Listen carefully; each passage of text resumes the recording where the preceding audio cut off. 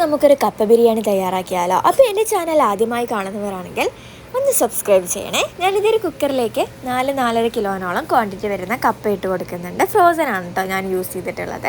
അപ്പോൾ ഇതിലേക്ക് ആവശ്യത്തിന് ഉപ്പും കുറച്ച് വെള്ളവും ചേർത്തിട്ട് ഒരു 4 വിസിലടിച്ചിട്ട് മാറ്റി വെക്കാവുന്നതാണ്.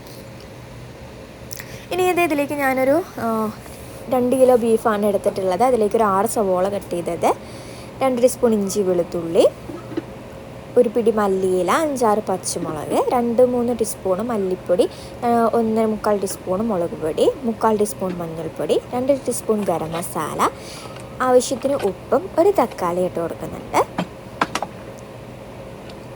പിന്നെ ഇതും കൂടെ ചേർത്ത് നന്നായി ഒന്ന് മിക്സ് ചെയ്തിട്ടെടുക്കുക. അപ്പോൾ ഞാൻ കഴുകി മാറ്റി വെച്ചിട്ടുള്ള ബീഫും കൂടെ ഇതിലേക്ക് ഇട്ട് കൊടുക്കുന്നുണ്ട്. എല്ലില്ലാത്ത ബീഫാണ് കേട്ടോ ഞാൻ യൂസ് ചെയ്തിട്ടുള്ളത്. ഇതും കൂടി ചേർത്ത് മിക്സ് ചെയ്ത് കൊടുക്കുക. ഞാനിപ്പോൾ ഇതിലേക്ക് ബീഫ് മസാല യൂസ് ചെയ്യുന്നുണ്ട്. മീറ്റ് മസാല നെല്ലറയുടെയാണ് യൂസ് ചെയ്തിട്ടുള്ളത്. അപ്പോൾ ഇത് ഓപ്ഷനിലാണ്, ഉള്ളവർ ചേർത്താൽ മതി കേട്ടോ. കുറച്ച് വെള്ളവും ചേർത്തിട്ട് ഇതൊന്ന് നന്നായി വിസിലടിച്ച് ഞാൻ 8 വിസിൽ 9 വിസിലോളം അടിച്ചിട്ടുണ്ട്. ഇനി ഇത് കപ്പ വെന്ത് വന്ന കപ്പ ഞാൻ ഉടച്ചിട്ട് വേറൊരു പാത്രത്തിലേക്ക് ആക്കിയിട്ടുണ്ട്. അപ്പോൾ ഞാൻ ബീഫ് വേവിച്ച വെള്ളമാണ് ഞാൻ ഫസ്റ്റ് ഇതിലേക്ക് ഒഴിച്ച് കൊടുക്കുന്നത്.